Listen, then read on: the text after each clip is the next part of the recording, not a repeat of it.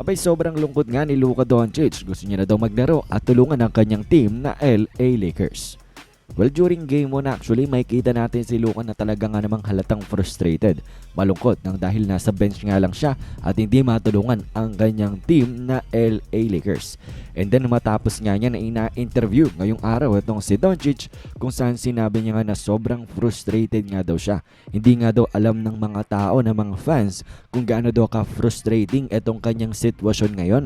Gusto niya lang naman daw na maglaro ng basketball, especially nga daw sa mga ganitong panahon ngayong NBA playoffs. Sabi niya especially this time of the year. Pero kahit sobrang frustrated nga daw at sobrang nalulungkot, eto nga si Luka Doncic, kanyang sinabi na super proud pa rin daw siya dito sa kanyang team at sa kung ano ang kanilang na-achieve at kanilang ginagawa ngayong NBA playoffs. Nag-advance sila sa second round at kinakaharap ang reigning NBA champions. Pero sabi ni Luka Doncic, it is indeed very frustrating na siya'y nakaupo lang at pinapanood itong ang kanyang team na LA Lakers na makipaglaban at makipag-battle habang siya'y hindi nakakatulong sa kanila. Yan nga daw ang talagang ikinalulungkot at sobrang ikinafu-frustrate nito nga ni Luka Doncic. And well, I think alam naman na natin na itong si Luka is the ultimate competitor. Alam naman natin na kahit may mga simpleng injury at kahit medyo may malalang injury ay nilalaro yan ni Luka. Tandaan nyo pa naman siguro yung 2024 playoff run niya with the Mavericks na umabot sila sa NBA Finals. O throughout the playoffs ay palaging duguan ang tuhod neto nga ni Luka Doncic, tapos may video clip pa, may litrato pa nga during the NBA Finals na talagang balot na balot si Luka Doncic ng mga bandage nang dahil nga sa dami ng injury na kanyang inilalaro pa.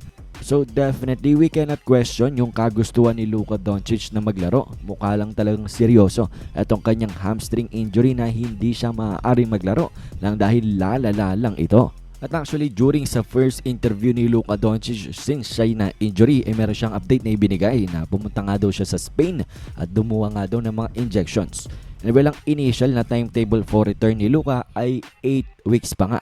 May mga balita sa atin na nabibigay si Shams Charania na 4 to 6 weeks, pero mas papaniwalaan natin itong si Luka Doncic na nakikipag-usap dito nga sa mga doktor na 8 weeks nga daw talagang ibinigay sa kanya.